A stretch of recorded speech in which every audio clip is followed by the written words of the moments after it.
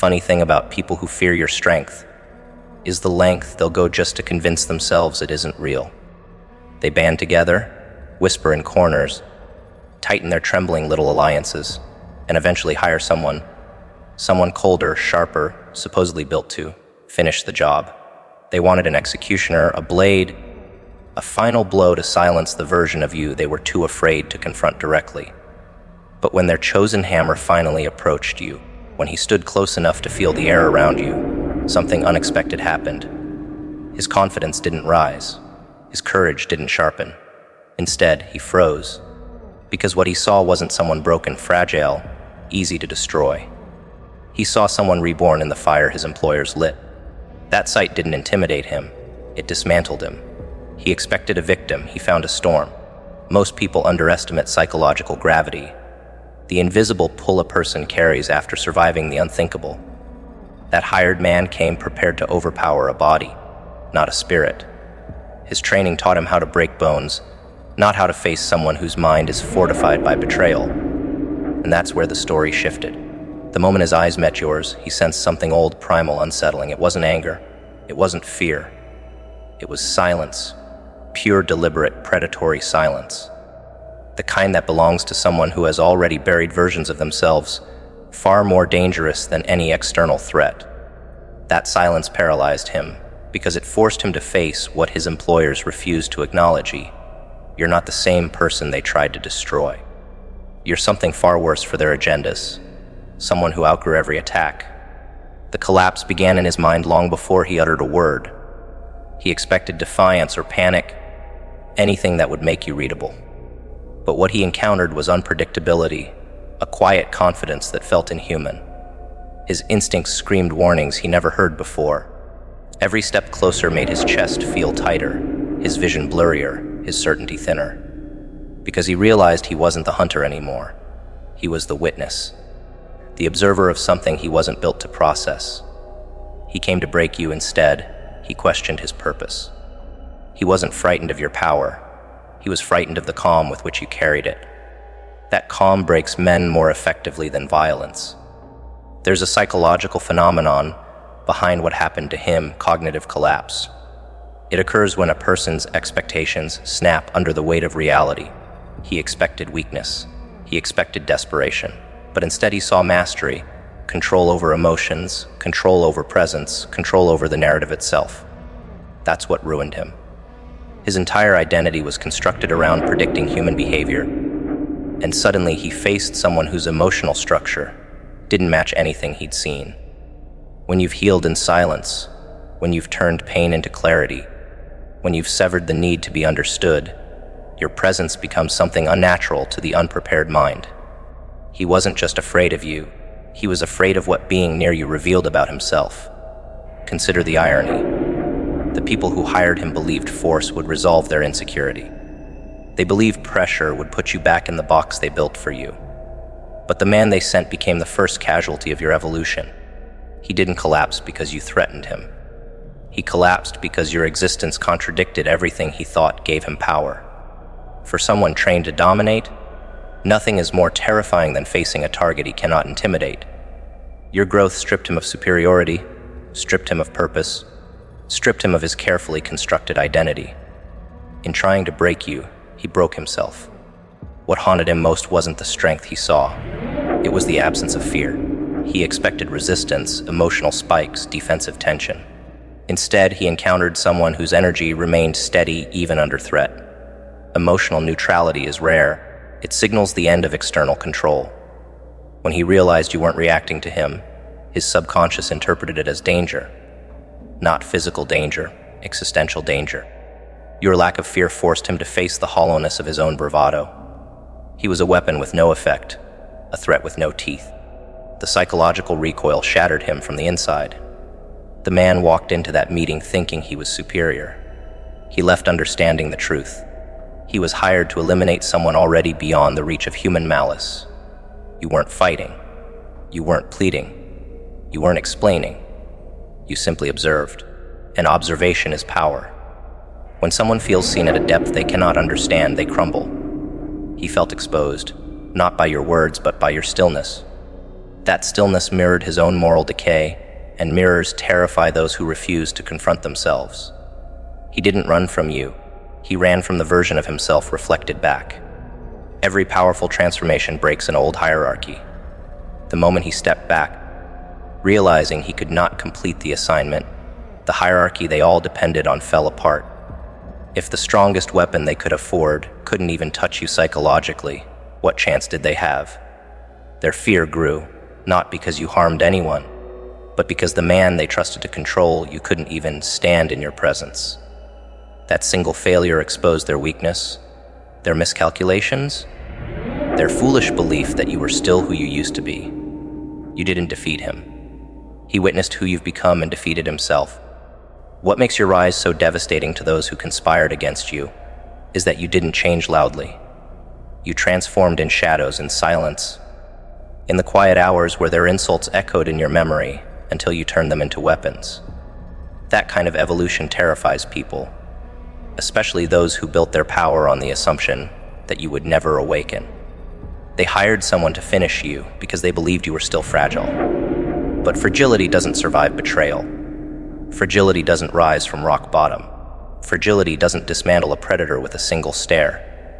Only someone rebuilt, refined, and reborn can do that. Fragility doesn't rise from rock bottom because rock bottom is where illusions die. Anyone who has ever reached that depth knows the truth. The weak don't stand back up. They cling to excuses. The fragile don't rebuild. They wait for someone else to fix the pieces. But you learned something different down there in the dark. You discovered that survival isn't poetic. It's violent. It's disorienting. It's a process that strips you of every lie you once told yourself. The person who hits the floor and rises again isn't fragile. They're reforged. Their innocence gets burned off. Their ego gets crushed. Their fantasies get shattered. What remains is sharper, harder, more aware. That's why the man hired to end you broke at the sight of you. You didn't rise as the person who fell. You rose as the person born in the rubble, the one who no longer fears losing anything because you've already lost enough. Someone who has lived through rock bottom understands a kind of silence others can't comprehend.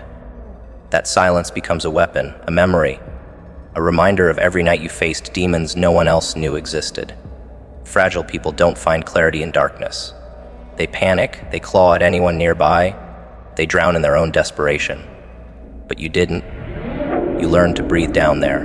You learned to see in the dark. And when you climbed out, you carried that ability with you. That's what rattled the man sent to destroy you. Your stillness wasn't the stillness of defeat. It was the stillness of someone who has already survived worse than him. It was the stillness of someone who no longer reacts to threats, because threats are nothing compared to the storms you've already lived through. Rock bottom has a way of teaching humility, but it also teaches precision.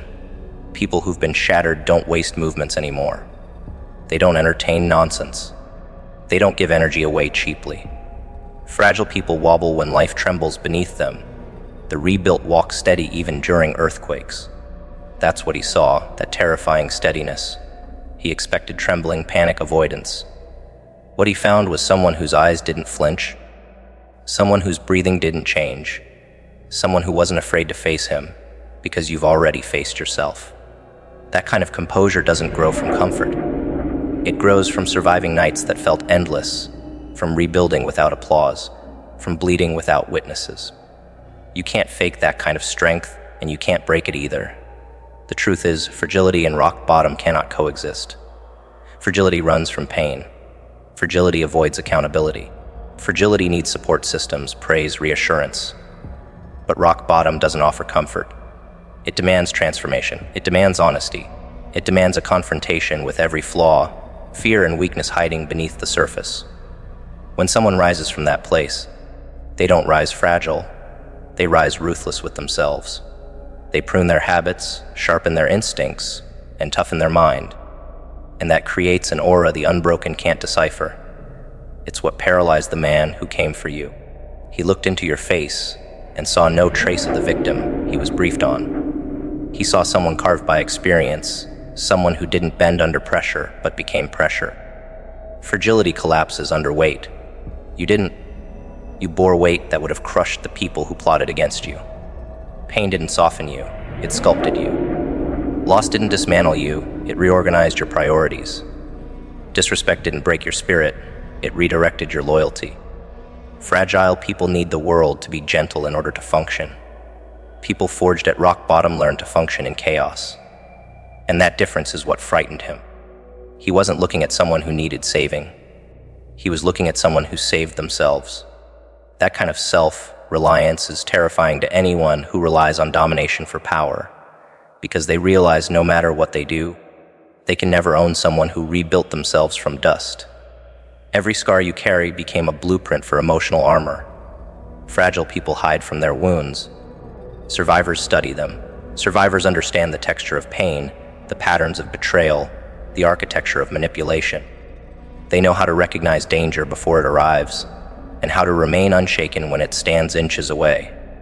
When he approached you, he didn't just see a person, he saw history. He saw battles behind your eyes. He saw nights that nearly killed you but didn't. That kind of presence makes even killers step back. Because nothing is more dangerous than someone who has already survived the kind of destruction others only imagine. There's also something else rock bottom teaches: detachment. Fragile people cling to everything: approval, reassurance, validation. But those who have fallen all the way down and climbed back up realize most attachments are chains disguised as hands. When you return to life with that inner detachment, you became unpredictable. Not cold, not cruel, free. Threats don't move someone who has already tasted defeat and refused to stay down. And that freedom, the freedom from fear, was what unmade the man they hired. He saw a person who could not be emotionally cornered, someone who had nothing left to prove, someone who could walk away from everything and still remain whole. The reason your enemies underestimate you is because they confuse quietness for fragility. They assume silence means weakness. But silence forged at rock bottom isn't hollow. It's weighted. It's the silence of someone who observes before striking, someone who calculates before moving, someone who no longer wastes breath on people beneath their purpose. You didn't rise from the ashes hoping to be understood. You rose understanding yourself. That internal certainty is what separates you from fragile people. And certainty is kryptonite to those who built their power on your old confusion. Rock bottom hardened your thresholds. Things that once scared you now barely register. Rejection, betrayal, lies. None of these hold the same power anymore. Your enemies don't understand how someone can be unshaken by things that would devastate them. They don't understand how someone can remain calm in situations meant to provoke panic. But that's the difference.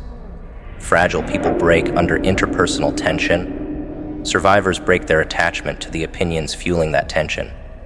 You outgrew emotional traps they still fall into. The man hired to end you sensed that immediately. Your emotional landscape didn't match the profile he was given. He expected cracks. He found none.